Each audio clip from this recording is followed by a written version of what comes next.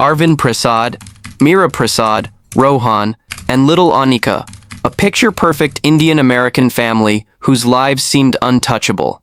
But one freezing December night, their warm suburban home became the scene of one of the most calculated and brutal family massacres in U.S. history. What no one knew was that the killer wasn't a stranger in the dark.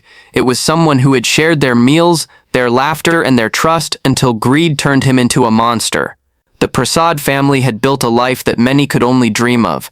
Their spacious two-story home in a quiet New Jersey suburb stood as a symbol of years of hard work, sacrifice, and ambition. Arvind Prasad, a 42-year-old Indian-American businessman, was widely respected for his successful chain of Indian restaurants.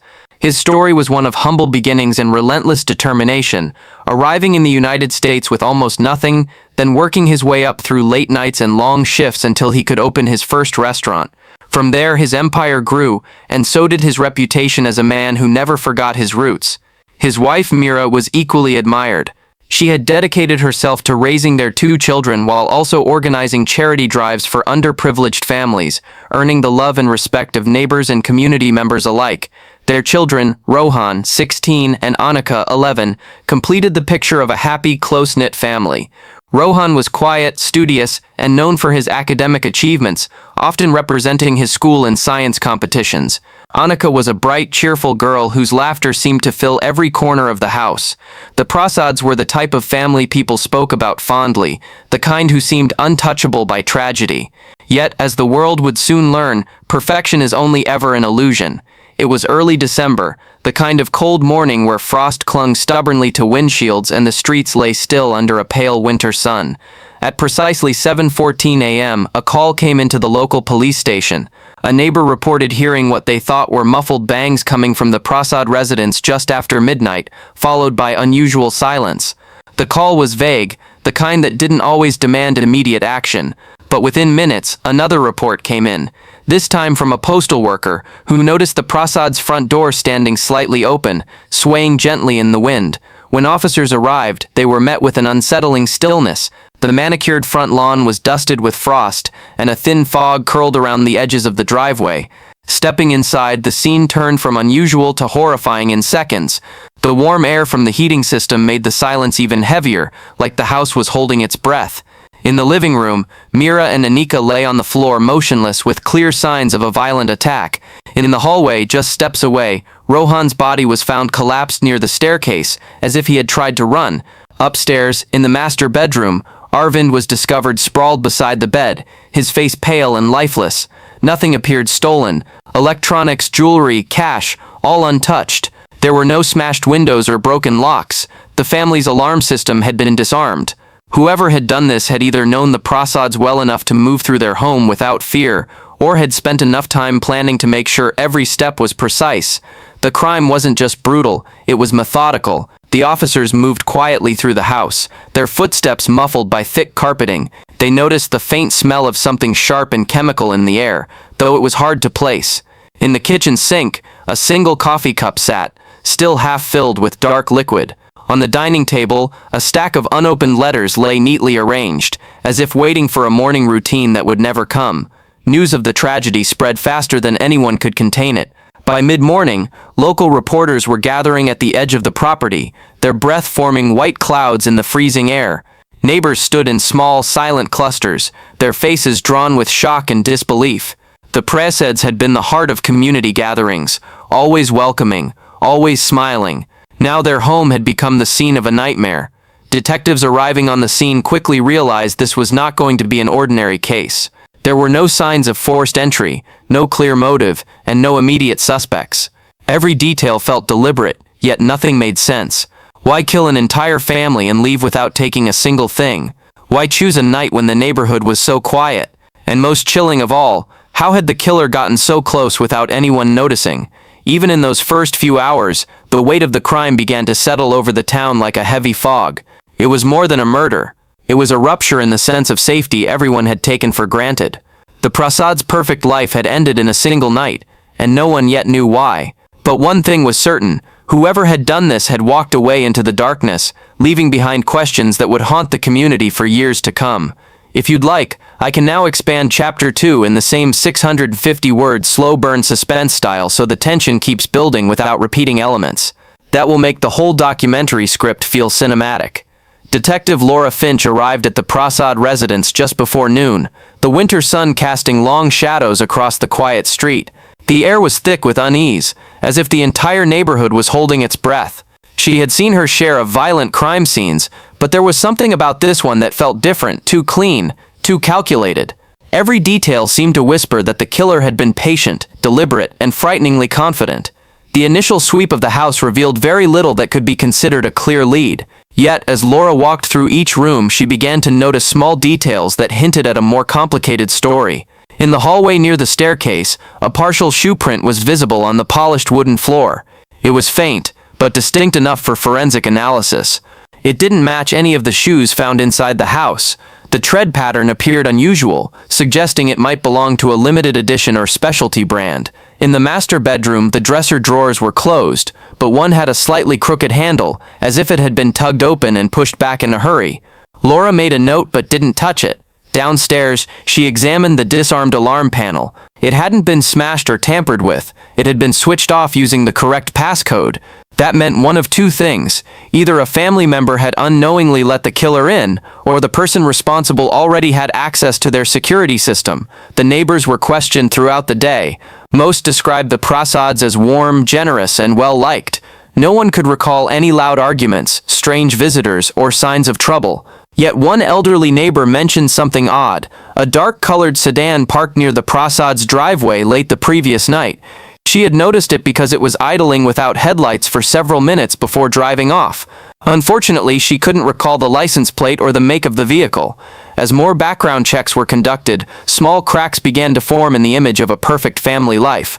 Arvind had been successful, but success often attracted envy. His restaurant chain had competitors, some of whom had been aggressive in their attempts to buy him out. There were also rumors that a distant cousin, Sameer Dalvi, had been struggling with heavy debts and had approached Arvind for money several times in the past year. Sources claimed Arvind had refused, believing Sameer's financial troubles were a result of reckless behavior. Mira's life seemed free of controversy, but her charity work sometimes involved large amounts of cash donations before they were officially processed. The possibility of a robbery was still on the table, though nothing had been taken. Laura couldn't ignore the fact that money, even if not stolen directly from the house, could still be a motivating factor. Forensic teams combed through the home for hours, eventually recovering something unusual from the carpet in the living room, a faint trace of cologne. It wasn't the kind of scent worn by Arvind or any known family member. The odor was sharp, expensive, and rare, the kind of fragrance sold only in a handful of high-end boutiques. This detail, though seemingly minor, began to feel important. The pathologists working on the autopsies provided early insights. The wounds suggested that the killer had used a sharp, heavy instrument, and the force of the attacks implied either intense rage or a desire to make the murders quick and decisive. The order of the killings also told a story. Rohan seemed to have been targeted second, suggesting he had heard the initial attack and tried to escape. The sequence indicated precision, not chaos. By the second night of the investigation, Laura had mapped out a rough timeline. Sometime between 11:30 p.m. and 12:15 a.m., the killer had entered the house without triggering alarms. Mira and Anika had likely been the first victims, attacked in the living room. Rohan had been killed in the hallway, and Arvind last, possibly after waking to the noise. The killer had then left without disturbing anything else, confident enough to walk away into the cold night. It was the type of case that could go cold if early leads weren't handled carefully. But Laura's instincts told her there was a personal connection here, someone who had been inside this home before, someone who knew the family's habits. The dark sedan, the rare cologne, the disabled alarm, these weren't random elements, they were puzzle pieces. And if she could fit them together, the smiling family in the photographs on the wall would have justice, even if the truth turned out to be more horrifying than anyone in the neighborhood could imagine. I can now expand Chapter 3 to the same 650-word length, so the investigation reaches its first shocking breakthrough. That will keep the momentum sharp and cinematic. The investigation had reached a point where every lead seemed to vanish into thin air, yet Detective Laura Finch refused to let the trail grow cold. The rare cologne trace recovered from the Prasad living room kept pulling at her thoughts. It was the sort of scent a killer might not even realize they'd left behind, invisible to the eye, but unforgettable to anyone who knew it. Laura assigned an officer to visit high-end fragrance stores across New Jersey, starting with the few that carried such an exclusive brand. It didn't take long before one boutique in Newark produced a breakthrough. Their sales records revealed that only 4 bottles of that particular cologne had been sold in the past month. 3 of those buyers were easily accounted for. 2 were women who had purchased it as gifts for their husbands, and 1 was a businessman who was out of the country on the night of the murders. The 4th purchase, however, had been made 2 weeks earlier by a man named Sameer Dalvi. The name was already in Laura's notes, linked to rumors about financial disputes with Arvind Prasad. The timing and the connection were too close to ignore. A deeper background check revealed that Sameer had no alibi for the night of the murders. He claimed to have been home alone, but there was no one to verify it. Detectives obtained a warrant to search Sameer's small apartment in a rundown complex on the outskirts of Jersey City.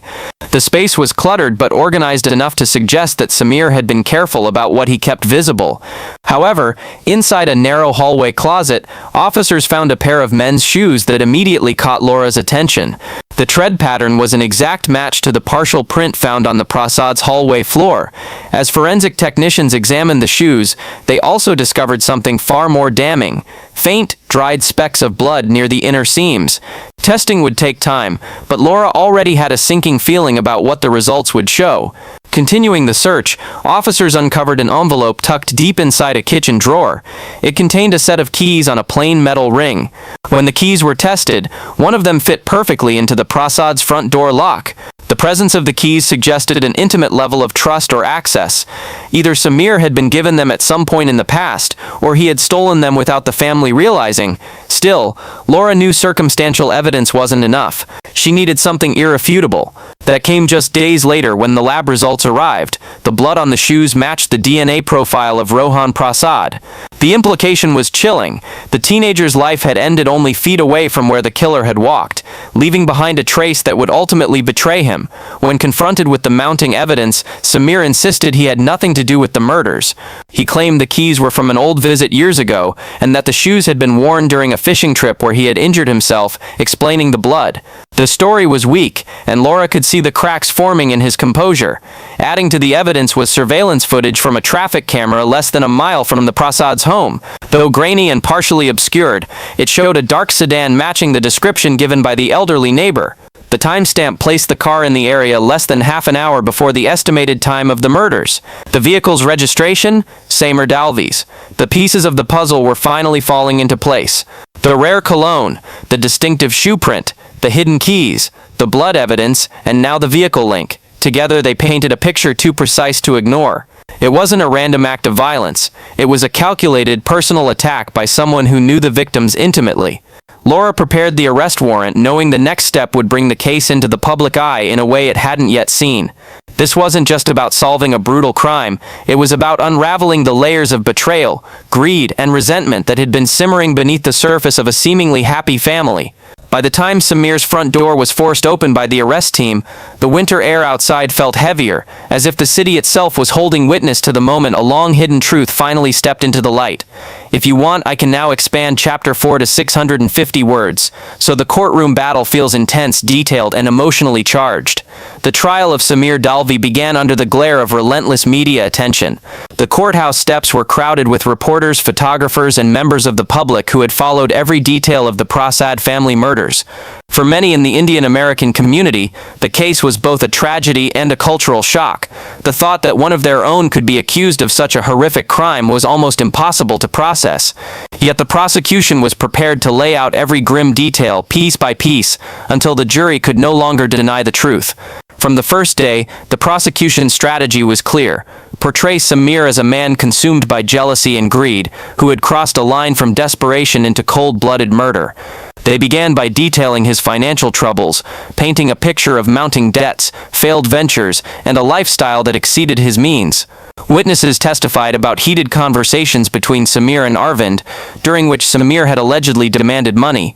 Arvind's refusal, the prosecution argued, was the catalyst for everything that followed. The physical evidence was presented with meticulous care. The distinctive shoe print from the Prasad home was matched to the shoes found in Sameer's apartment. The jury was shown close-up photographs of the tread pattern and the partial print left in the hallway, making it impossible to miss the similarities. The rare cologne became another critical point. The store clerk from the boutique testified, identifying Sameer as the man who had purchased the fragrance just 2 weeks before the murders, but it was the DNA evidence that seemed to have the greatest impact. Forensic experts explained in detail how Rohan Prasad's blood was found embedded in the seams of Sameer's shoes. Charts and diagrams were projected on a large screen, showing how the blood droplets were consistent with being transferred during a violent attack. The prosecution emphasized that this was not contamination, not an accident, but direct evidence placing Sameer at the crime scene during the killings. Detective Laura Finch took the stand midway through the trial. Calm and precise, she recounted the investigation from the first moments she stepped into the Prasad home to the moment Sameer was arrested. She described the disarmed alarm system, the keys hidden in Sameer's drawer, and the surveillance footage capturing his car near the crime scene. Every word added weight to the image of a man who had carefully planned his crime, believing he could leave without a trace. The defense worked tirelessly to dismantle the case. They argued that the evidence was circumstantial, that the shoes could have been stolen or tampered with, and that the keys were an innocent remnant from earlier visits to the Prasad home. They suggested the possibility of a business rival targeting Arvind, someone who might have framed Sameer to divert suspicion. They even brought in a private investigator to testify that the sedan in the grainy footage could belong to several different makes and models, not necessarily Sameer's vehicle. Yet as the days went on, the defense's counter-arguments seemed to falter under the weight of the prosecution's consistency. Each piece of evidence, while perhaps not enough on its own, formed an unbreakable chain when connected together. The motive, financial desperation and personal resentment, tied neatly with the opportunity and access Sameer had. The jury listened in silence, their faces unreadable. The families of both the victims and the accused sat in the gallery, separated by an aisle that felt like a chasm. For Mira's relatives, each photograph of the crime scene was another wound reopened. For Sameer's family, every damning detail was a blow to the belief that he could be innocent. As closing arguments approached, the courtroom felt heavier, as if everyone present understood the gravity of what was at stake. The prosecution reminded the jury that 4 lives had been taken with deliberate cruelty, and that the evidence pointed to only one man. The defense pleaded for doubt, urging the jurors to see gaps in the case that could leave room for uncertainty. When the judge dismissed the jury to deliberate, the room emptied slowly. Outside, the press swarmed for statements, but both legal teams avoided the cameras. Inside a small deliberation room, 12 strangers began the task of deciding whether Sameer Dalvi was guilty of the worst crime in the county's history. What they decided would not only seal his fate, but would also determine whether the Prasad family would finally have the justice that had been sought since that cold December morning. If you'd like, I can now expand Chapter 5 to 650 words, so the sentencing becomes the story's chilling and unforgettable conclusion.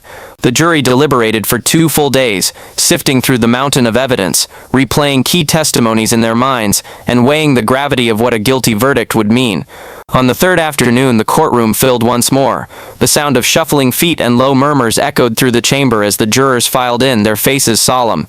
No one dared to speculate aloud, but the stillness in the air carried a heavy sense of finality.